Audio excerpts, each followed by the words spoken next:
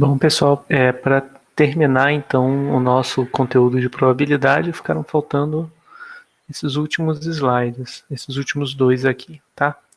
Então a gente vai falar sobre teste diagnóstico, tá?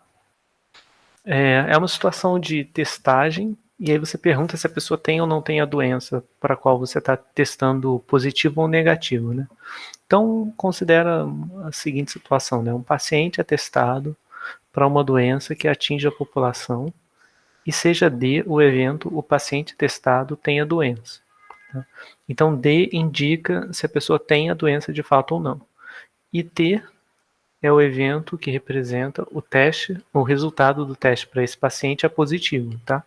Então, uma coisa é o teste e outra coisa é ter a doença ou não. Tá? O teste pode ser positivo, você tendo a doença, ou não tendo a doença. É claro que se o teste acusar positivo, você tende a acreditar, você tem mais evidência a favor de estar doente, tá? Mas o teste, né, esses testes em geral, eles nunca vão ser 100% corretos, o que significa que se você testar positivo, né, não necessariamente você tem a doença, tem uma chance de que você não tenha, tá?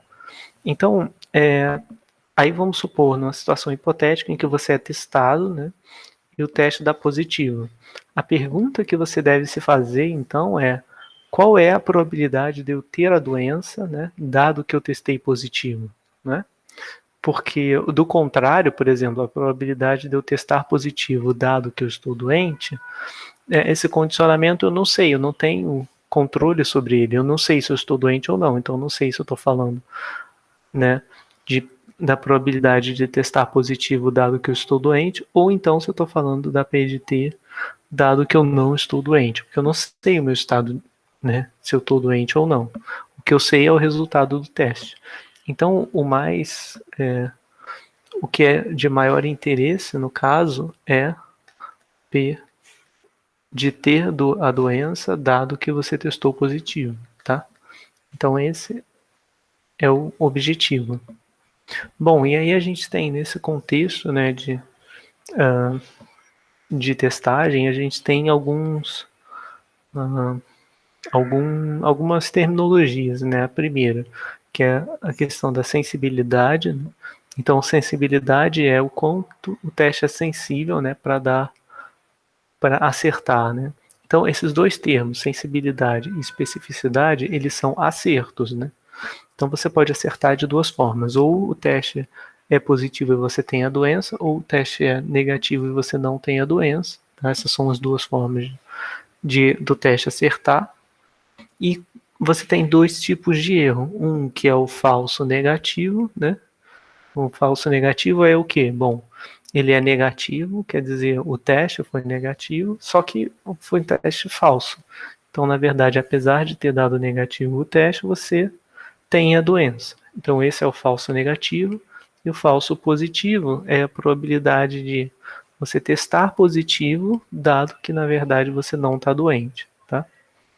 E aí, bom, o falso negativo ele é 1 menos a sensibilidade, né? Porque a sensibilidade é P de T dado D. Então, 1 menos a sensibilidade vai dar o T complementar dado D. E o falso positivo é 1 menos a especificidade. P de testar positivo dado que você não tem a doença. Então, vamos fazer um exemplo de teste diagnóstico. Bom, suponha que uma doença atinge 1% da população, né? Então, suponha P de D igual a 1%. E suponha que a sensibilidade e especificidade do teste sejam de 95%. Ou seja, P de T dado D igual a 0,95 e P de T complementar dado D complementar igual a 0,95 também. Tá bom? Aí a questão diz o seguinte, ó, calcule a probabilidade de eu estar doente dado que testei positivo, tá? Bom, então como é que a gente faz isso? Repara que eu tenho a informação trocada, né? O D com o T. Então, o que eu vou fazer é usar o teorema de Bayes. Porque o teorema de Bayes é o que permite que a gente troque a ordem do condicionamento.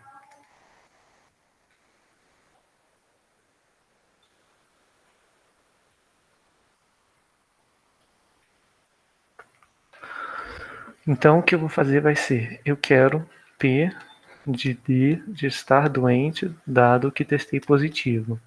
Isso aqui é P de T dado D, P de D. Isso aqui vai dar P da interseção, tá?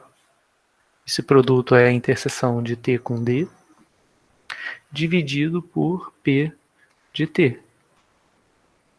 Ah, agora sim, agora eu estou usando o condicionamento na ordem correta. E agora? Agora eu me lembro do seguinte. A única parte que eu não sei é o denominador. Deixa eu só arrastar um pouquinho para cá para poder escrever melhor.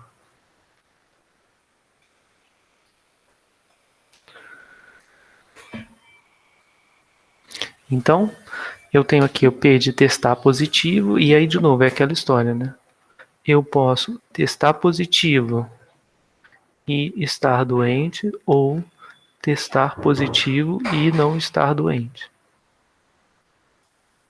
Ou seja, isso aqui me dá P de T dado de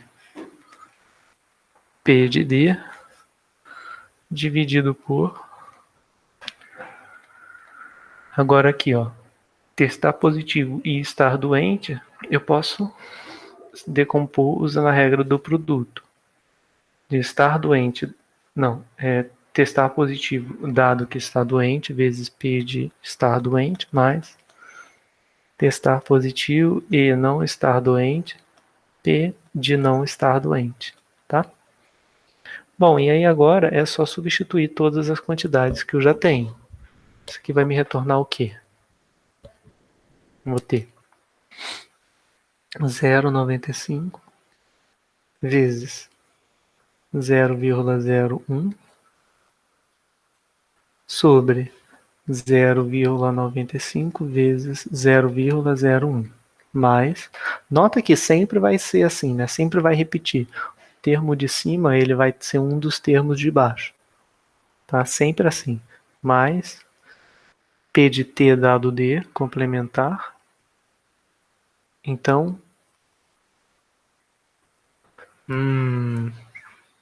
quem é esse P de T dado D complementar?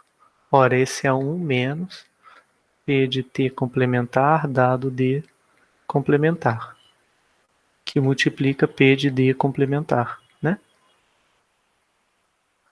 Então, beleza. Agora, isso vai dar 0,0095 dividido por 0,0095. E aqui, ó, TC P de testar negativo, dado que eu não tenho a doença.